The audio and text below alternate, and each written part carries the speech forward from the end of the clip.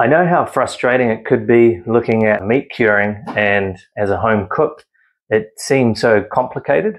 There are key aspects of it that I wish I knew when I started 20 years ago. It seems meat curing, salami making, it's still kind of covered in shrouds of mystery.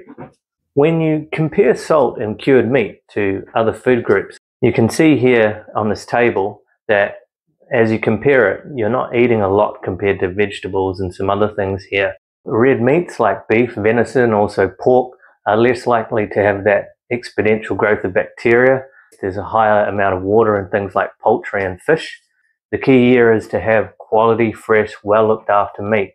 After 20 years of teaching thousands of people how to cure meat on my resource website, I've never had anyone say that they got sick. But without cured meats, the world wouldn't have been explored.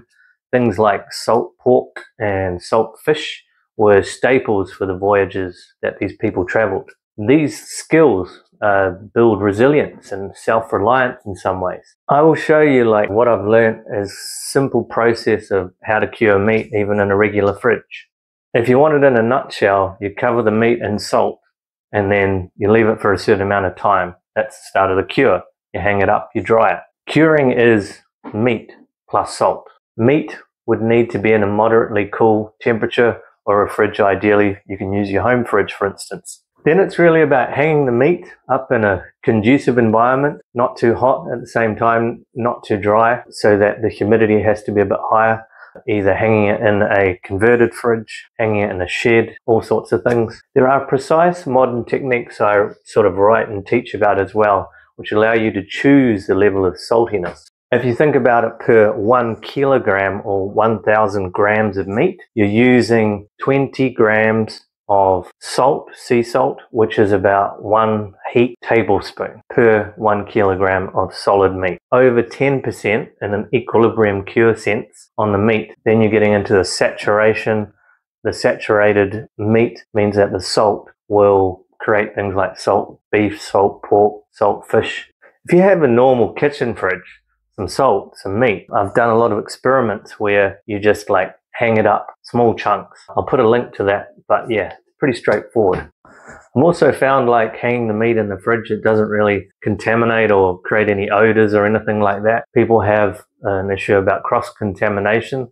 In my experience, I haven't had any issues doing it in the regular fridge. Making salami at home is a challenge. It has definitely not been as consistent. I've been doing it for over 10 years now and still get some surprises as well. So it's something which probably should happen after you've done some whole muscle chunks of meat. Remember also, not all meats are dry cured. Now, I'm talking specifically about dry cured meats. This is like your prosciutto, your pancetta, a bresaola, but not like things like pastrami, kranskis. There's a lot of other meats which are cooked and hot smoked, so they are a cooked product. This is specifically about things that are salt cured and then dried.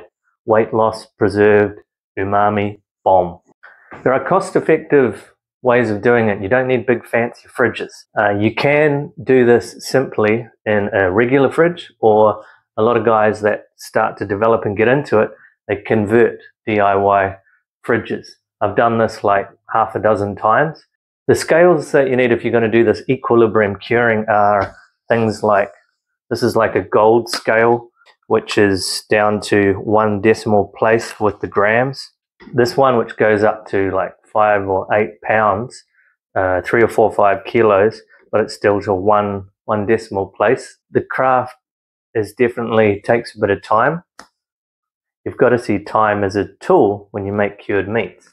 You have to wait, say, a week, maybe longer, depending on the meat, then take it out of the cure. This all depends on the size.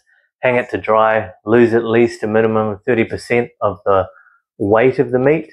More like, I find 30–40% better.